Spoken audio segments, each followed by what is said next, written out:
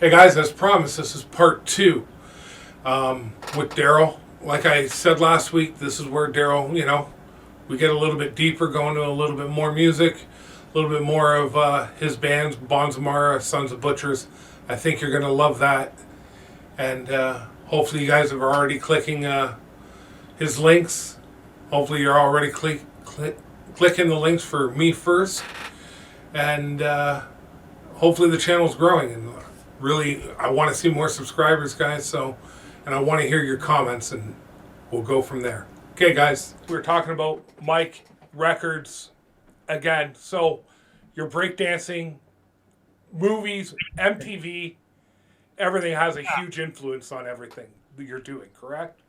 Yes, and then that's when grade 7, Nick, Yes. Nick, Yes. he was the guy saying, dude, yeah, you're a great, lovely man. Well, I wasn't a man back then, but he's like, you're a great guy, man. This breakdance and stuff, though, you got to check out this. And then this is where you should put that Shout at the Devil picture up. That was like, I don't know what it was, but it's like, that just spoke to me. I didn't even need to hear the music. I was just like, those dudes are cool. What the hell is that, man? Deep Purple. He's the one who turned me on to Deep Purple. There you go. Right? You go. Like Perfect Strangers. Deep Purple's another one. Yeah, Perfect Strangers was huge. Yeah.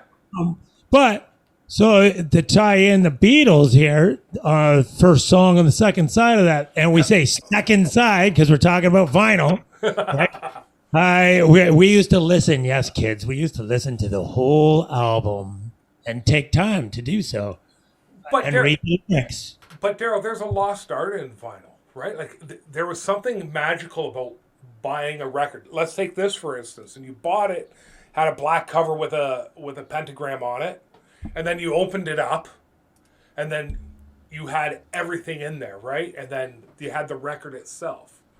Some albums were better than others. Iron Maiden covers were. As soon as you said that, Iron Maiden had the code. Like it was a whole storyline with Eddie, and everybody's talking about it. What's Eddie gonna be doing on the next album? Isn't he dead? He died on the last album. He can't come back. But what's going on? Live After Death. The great live album. Yes, Somewhere in Time. That was our album, man. Yeah, absolutely. And look at him on that album. How can you deny that? That guy is kicking some ass. And all the Easter eggs that are on that showcase the other albums. There's like 22 Easter eggs on this cover. Yeah, I forgot about that until now. Right. Exactly. Yeah. But then you have like Alice Cooper albums, like School's Out, that folded out into a desk. There was other ways of doing that. Yeah. And it came with the record sleeve was a pair of panties. Oh, yeah. Okay. Right? So those are like, as a collector, those were like some of the cool different covers out there to get. $1 Billion Babies was a wallet, and it opened up, and there was a $1 billion bill in it. So yeah, I mean, where is that, man? You know what I mean? Like that's a lost start.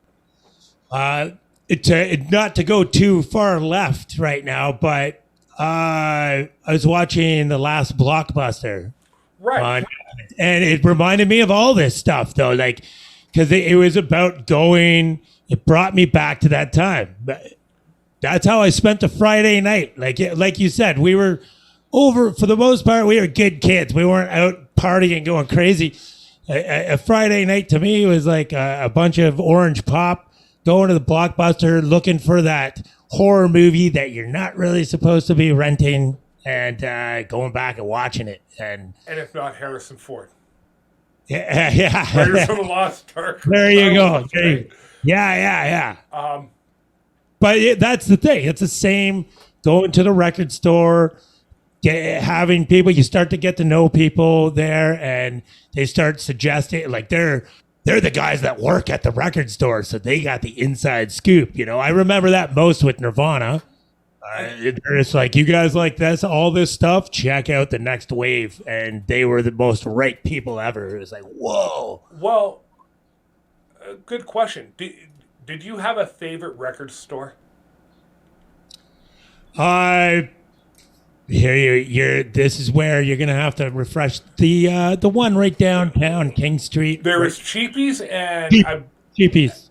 Record World, and one had more Yeah, like punk and cheapies. influence. I ended up at cheapies a lot. Right. Yeah. Yeah. I like them both, but again, again, there was a lost art that's not. When we were kids, you'd pick up a magazine and you would hear that a new Rat record was coming out, and all you saw was pictures that may or may not be the album cover, you know. But you Yeah, had something to tell you, and then you went in the record store about a month before it came out. They had a big poster, of this is what's coming, and then it would come out, and you would, go and buy it. Not you're like skipping school sometimes just to go. Like you have to go get that record. You have to be the first one to get it. And yeah, you have to be there, and it's a lot of the times back then too was like that was your most connection with the artist. Like what I mean by that is yes, there's videos and stuff right now though. Like you could go on YouTube and just see. You could see anything you want about that artist, the good, the bad, the ugly, them screwing up on stage, interviews. You can. It's almost like you could go on Instagram and message them. But it was like you had to go wait for whatever the video show, City Limits or whatever, at 5 o'clock, and they might be playing or the Power Hour. We're gonna finally get to see the new Crew video, and they're gonna be actually moving around, and it's them. So like when you go, like I'll never forget my first concert was Theater of Pain. right. And I remember that. I was Y&T. Y&T, yeah, and they came out with a big mascot similar to like something Eddie would be A like, robot, if I'm correct. yeah, and it was just like, oh my god, there they are, like tears, man, like Right. it's just there's your heroes, like oh my god, they actually do exist and they're right there, and Yeah. Like I said, that's where I am. I always remember, and you brought it up, the conversations had in the record store. You would see some guy from Mac University saying, "Hey kid, try this out," or you would see somebody else who had like a cool back patch on his leather jacket, and you're like, "What's he buying?" Oh, he's getting the Megadeth. You're all connected. You're all Yeah. connected through the music. It was your identity. It's Yeah. like, yeah. And that's where it gets like, that then becomes an interesting subject. Like, that's why after back then, Crew was huge, but like, and I'm not going to sit here and shit all over Crew. They were like 19 and given every single amount of money that they needed in the world, and they were like told they could do whatever they want. So probably not making the best decisions in life. So like kind of values to impressionable kids like me were like, sex, drugs, rock and roll. That's cool. And so then it was interesting to go back, read Dirt. And that was, and I don't hide the fact that I've had addictions in my life. I was right in the middle of my addictions when I read that book, and it wasn't a good feeling reading the stories about them. Like they weren't cool. Like those stories weren't cool to me anymore. And then watching Dirt, which I felt could have been like more of a series to get it all in. But Between you and I, well, yeah. I guess with our listeners, Well, what I really and love, everybody else what I listening to really love Nikki Sixer people to do is take the Heroin Diaries and film it like American Horror Stories, where each season, so season 1 would be Nikki Six and go through the whole addiction of the Heroin Diaries, and then maybe in season 2 use the same cast but do Robin Crosby from Rat or. I Kurt see. Cobain. Yeah, I'm not like I'm familiar with that series you're talking about. I never actually watched it, but it does look pretty cool. Jenny doesn't watch horror stuff, so but like, and my point was just like to watch it. It was like, we were pretty crazy in our 20s and stuff, and that was all kind of cool stuff to do, to just kind of, gross other people out or like play pranks and just go crazy, and just how much can we drink and all this kind of stuff. But 48-year-old Daryl just kind of looks at it and goes, man, like I almost feel sorry for those dudes now. Well, But it's good to hear them talk, and you can tell that they've learned some lessons and stuff. And obviously Vince Neil has had some massive tragedies, and I just hope that he's dealing with it the way that I know needs to be dealt with mental health nowadays. so Daryl, you brought up something. It's a good segue in, I guess. So you and I hung out a lot, probably up until about grade 7, grade 8, and then high school hit. And Daryl was, anybody who knows Daryl was an intense kid. He's still intense. Like, Daryl says that he's doing something, you can't stop Daryl, right? Like, when Daryl says he's going to learn the drums, he'll learn the drums, and he doesn't care whether it's a Muppet drum kit, right? Like, right? If you say, hey, I'm going to go and train, you train. Like, you're all or nothing. When I like something, I really like it, and when I don't have too much use for it. And even though, like, Pete, Doug, Mike, we all drank and carried on as well, you were an all or nothing guy. And we didn't necessarily hang out as much. We didn't go on the partying as much as you did. You were out with your older brother and stuff like that. Yeah, hanging out with a little bit of an older crowd and stuff. Right. Not to blame them or anything like that. No, Yeah. because That's what most kids are doing at like 19, 20. right. And I had older siblings that I like to hang around with because I felt like I was older than I was, right? Yeah. And it's your life choices that take you down there. It's not your brother. Let's be honest. Exactly. Yeah. But now you've been clean and sober 17 years now, Daryl? Oh no, so what is it? 13, coming up 13, June 1st, 13. Okay, congratulations. Thanks. Man. No, it's Daryl. I remember, like, after like high school and stuff, we would hear the Daryl stories. It was kind of like Sasquatch stories, right? Daryl's in Brantford and he doesn't know where he lives, and Daryl did this, and who knows? Who knows whether any of it was true? Well, I hear those stories matter. too. But it was a sad tale. But you found a way out of it. You're now in a band. Looks like things are going well for you. Best 12 years of my life, man, like without a doubt. Getting into a solid recording band and with people, is it better that it happened later on in life? Do you think it would have had the same outcome had 20-year-old Daryl met up with the guys from Bonds of Mar? 20-year-old Daryl did hang out with Dave. Dave knew me, and it was pretty intense. And no, I always say that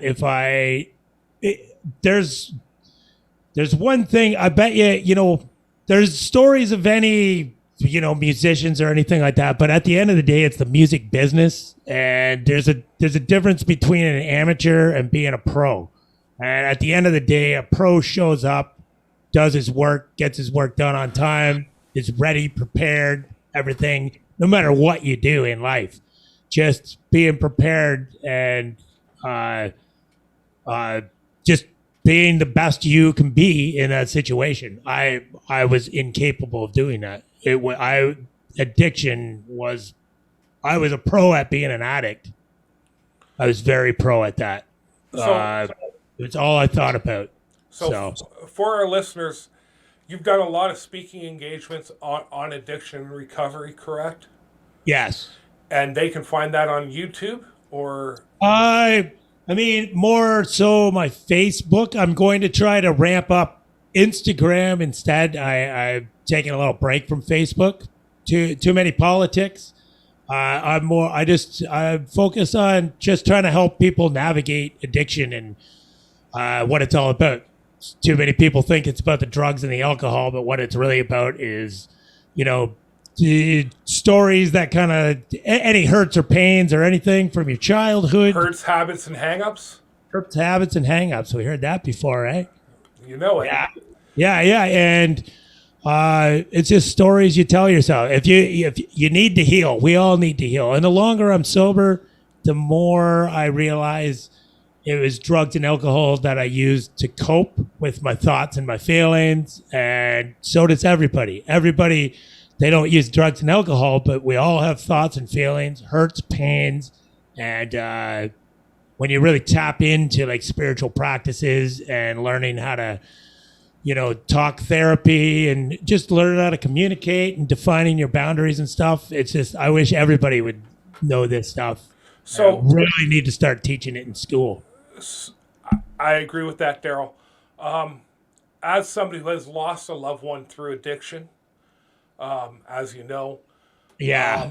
It's a as really, somebody who's been addicted, what advice do you have for the families and the person who's what's- reach out to the opposite of addiction, or the opposite of recovery is isolation. And that's where, with the whole COVID situation, and I don't want people to be tuning in here because they probably want like a break from the COVID talk, but I really amped up my addiction talks when COVID hit, because basically now you have the government telling you, isolate. Everybody isolate. And I was just thinking, what would I be doing if I was in my addiction right now? It would be a tough time. So friends and family, just really reach out to anybody that has like some education around it. The best scenario is just try to get into a rehab or go to meetings right away and just get educated on it. Educate yourselves. And remember, the addict's not the only one that's in it. It's unfortunately a family disease.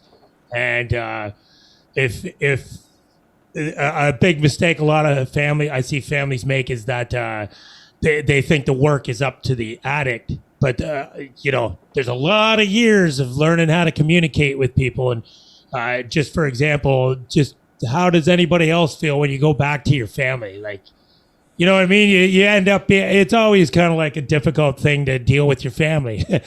Addiction or not, it's just we have a whole lifetime of like how we treated each other. And, as we grow up, we still have a tendency. You're the youngest, I'm the youngest. As soon as I see my family, I'm pretty much back into the baby of the family. And I'm a 48-year-old man. You know what I mean? Yeah. It's just learning how to talk about boundaries, and I've seen it, and again, it's part of my attitude, Daryl, and this is where I think I personally went wrong.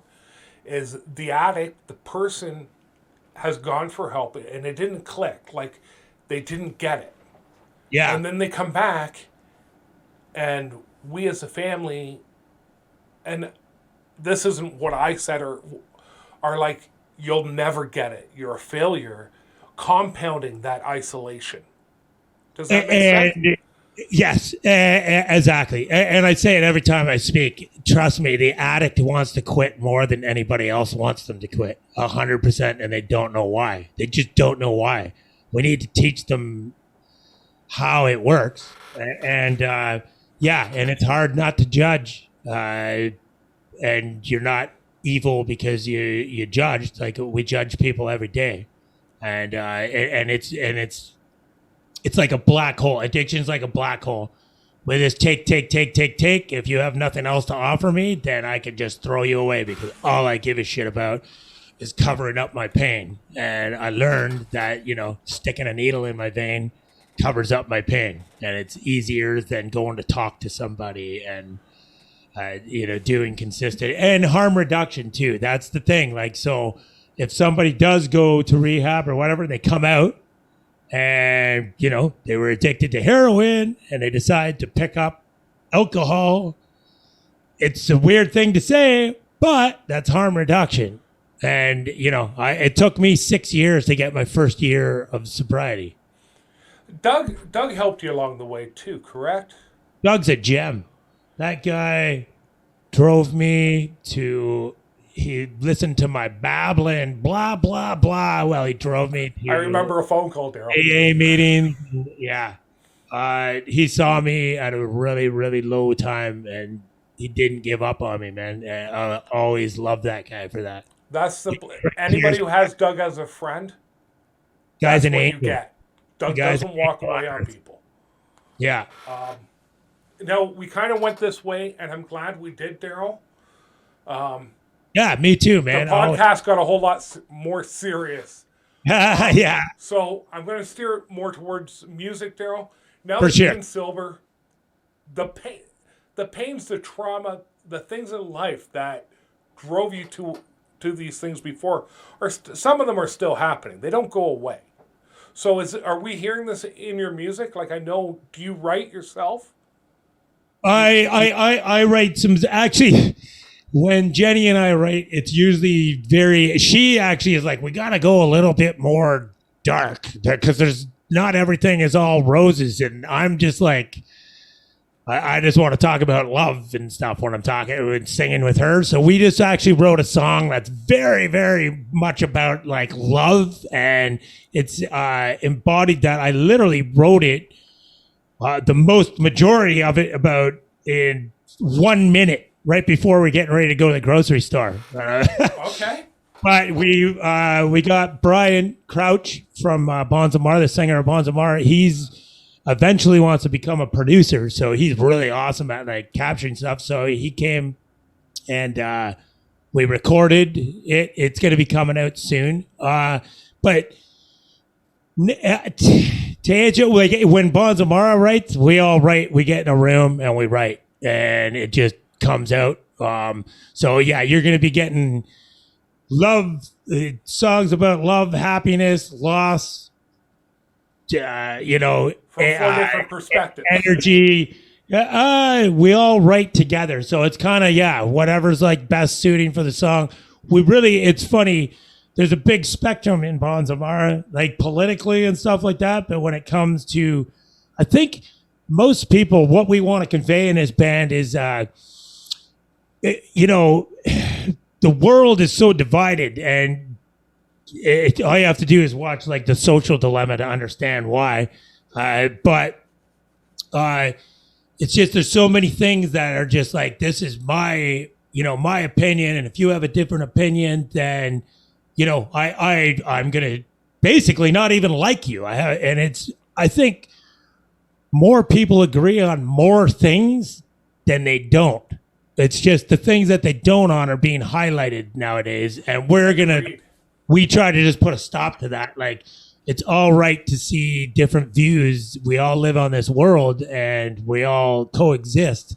And we can coexist. Well, it's funny because when we were talking last week about doing the podcast, I said, Daryl, tell me an album you really want to talk about. And you threw some out. One of them was Faith No More. Now, that was an album at the time I never listened to. Not at all. I knew the one song Epic. I wasn't into grunge. I'd seen Alice in Chains and all these bands as opening acts. Wasn't into it. And then you had me go back and listen to it. And this is what I'm really liking about doing this, Daryl, talking to other people, is it's opening my mind to listen to stuff that I didn't. Yeah. Or I wouldn't normally. So now I can tell you I've listened to the album 3 times. Nice. It's a pretty epic album. Like, no pun intended. To me, this is a pretty bold statement, but I think it's the best. Like, you talked about an album being written as an album. Right. It might be up there with one of the best albums, in my opinion, which isn't very much, ever written. Because it has, like, everything. And then just when you thought, maybe it's not, well, then screw you guys. We'll throw in War Pigs. Right. It's a pretty cohesive album. It's a cohesive album. You could, like, for me, the big thing is when I play a record, I don't want to have to get up and move the needle, right? Yeah. I just wanted to play through like it was when we were kids. Exactly. And I find that's difficult with some newer music, to have an album I can put on and listen to every track, right? Yeah. This you know, this is it. This is a great album. It's cohesive, but it has a lot of changes too. Like when you listen to the drumming, you hear epic is one thing, but all of a sudden you got like this little swing thing you were talking about in the next song, and Yeah, yeah. Well, just Mike some different beats. Yeah, he was a big influence on me. Yeah, like the real thing. This is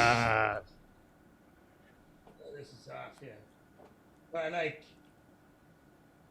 I have yeah. There we go. You can hear that. Yeah, yeah. It's like yeah, this was a big one for me.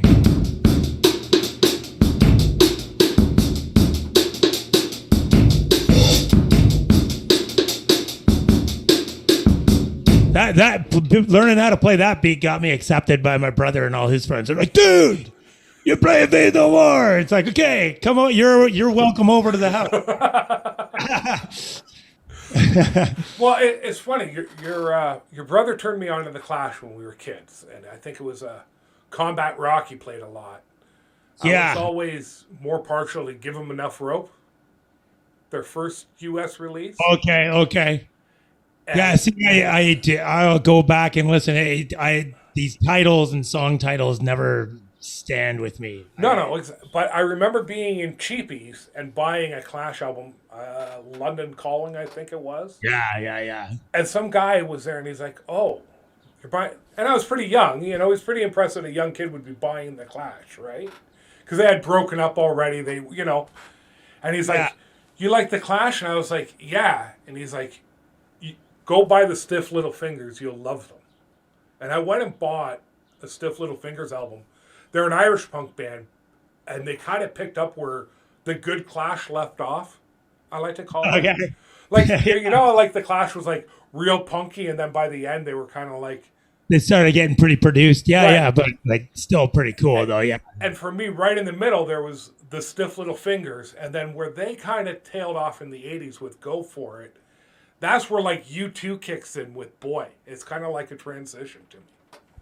Okay. So So yeah, I haven't heard them. I'm gonna listen to them. well, like we spoke earlier, I'm going to send you one of their songs. I would love to hear you and your wife do it. It's called Oh, okay. So Microplices. that's from that band. Oh, It okay. is. It is.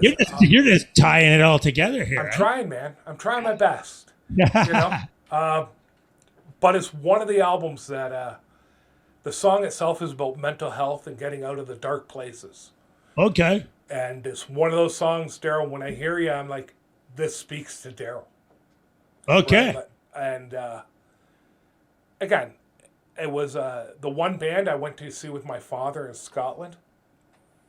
Oh wow. When I was a kid, I dragged my dad to a Stiff Little Fingers show in Scotland. And my dad was like, "I'll go because I don't want you running out." And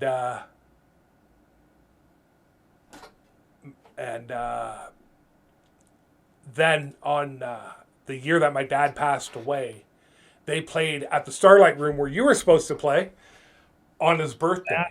So I went down there with some friends, and it was epic. So that's pretty hardcore, man. Yeah.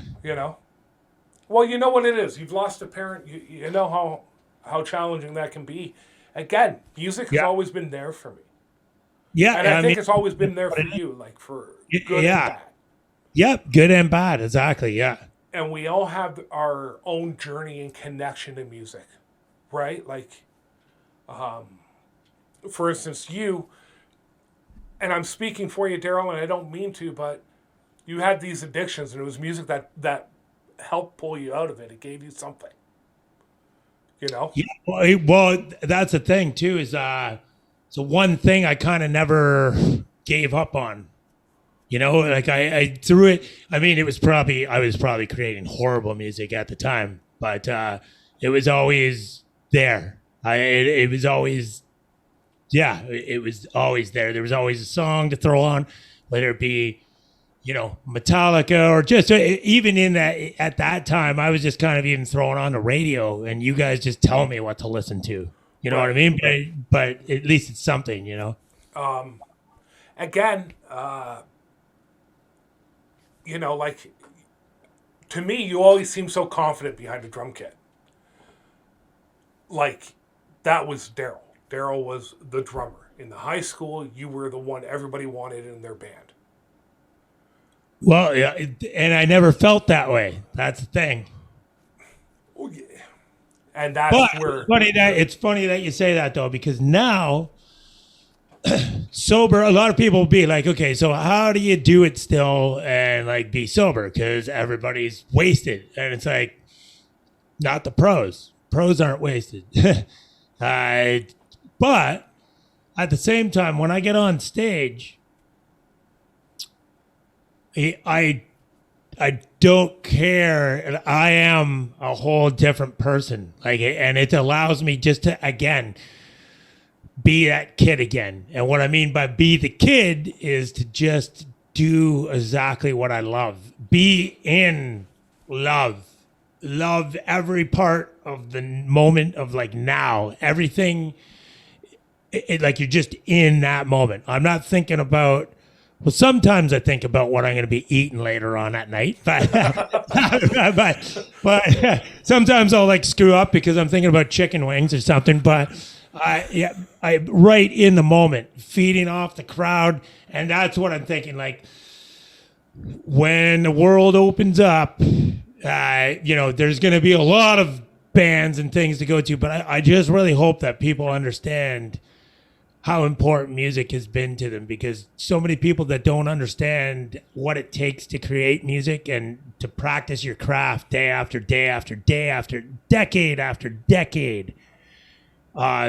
just to get confident enough to deliver a show and write good music and connect with audiences and bring audiences together and have memories.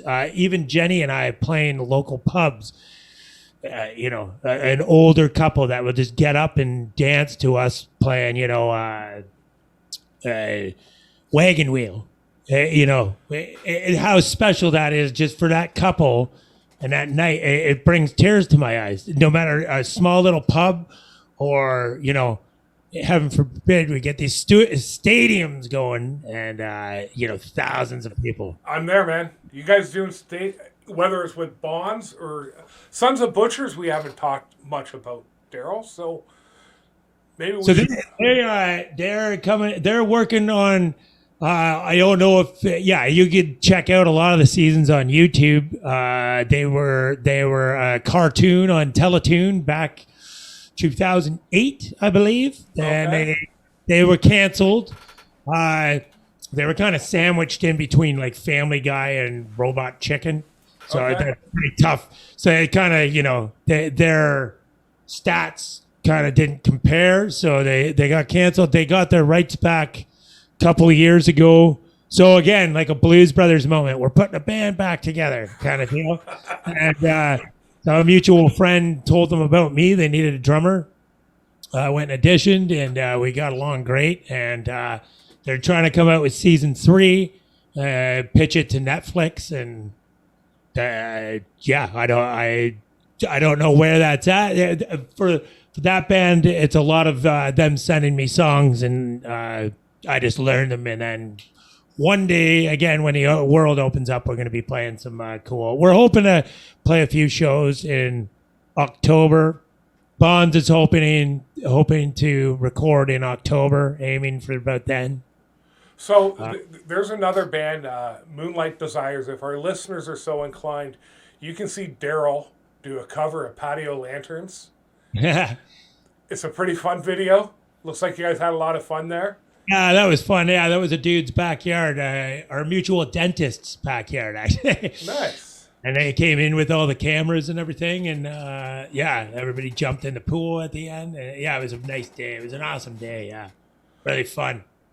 So, that's the same band. So that's the brothers Jay and Trevor. So it's pretty much Sons of Butcher with like rotating guitarists. It just seems like whoever can do the gig. They have about 3 or 4 guitarists. I think we're dialing in to Colin. He's an awesome guitarist. So he seems to be the dude. And it's just rock covers of 80s tunes. Like, I heard your version of Hungry Like a Wolf. Yeah, that's fun. And that's epic. When you hear the double kick, like that almost made me like Duran Duran. Like admit that I like Duran Duran because these were all bands you kind of like listen to. And you're like, that's a good song, but you weren't going to put the posters on your wall. We weren't allowed to like Duran Duran. If That's you liked Crew, you weren't allowed to like Duran Duran. Well, because you would have came over and made fun of me, even though you own the record too, right? All right, I like them now. I like Duran Duran a lot better than I ever did. Yeah, they have great songs. Yeah, really fun songs. I collect them, Daryl. So if there's an album out there other than Bon Zamar that we should go out and listen to and buy, what do you think that should be? Oh, you're killing me here. I wrote that like that's the Just thing. one. Something new. Like I'm loving Rival Sons. I really love Rival. Now we got about a minute and a half left, Daryl, so we're going to wrap this up. Yeah. Thank you for your time. Thank you, man. Great. If anybody's interested, any musicians out there interested, want to sit down, just talk music, records, and those types of things, please get in touch. All of Daryl's links will be in the descriptions, guys. Go to Spotify, wherever you get music. Listen to the 2 songs. The album's coming out. I'll be making arrangements and getting a couple of copies to give out to listeners. And Daryl's willing to sign those for us, correct? Oh, 100%, man. Yeah. So if you guys want my signature, yeah, for sure. We do, Daryl. We want to see you guys grow. Stadium tours coming your way. And anything you'd like to say before we head out? No, I just think this is a cool concept, man. And keep going. Like, just consistency is key, man. So this is a great idea, and I don't know anything else like this. So just keep doing it, Dave. And it's been a pleasure, man. Well, share it with your friends, man. One of the guys I'd really love to talk to is Ray Lyle of The Storm. Oh, yeah. His song, Gypsy Wind, took me across Canada in that car. So nice. So, nice. So with that, Daryl, thanks for your time and good night. Yeah, take care, guys. Okay. Yeah. Hey guys, I just want to thank you all for watching the video. Again, like, share, and subscribe. I really want to thank Daryl for coming on. We seem to have a lot of fun. I want to thank Daryl for sharing his stories and everything else. If you guys have a musician you'd like me to talk to, if you are a musician and you want to get some exposure, you just want to like the content, send us a message. You can find us on Facebook on For the Record. You can get in contact through us through YouTube. We really just want to start building something to have fun. So if this is something you'd like to sit down and chat about, get back and we'll see what we can do. Thank you guys. Good night.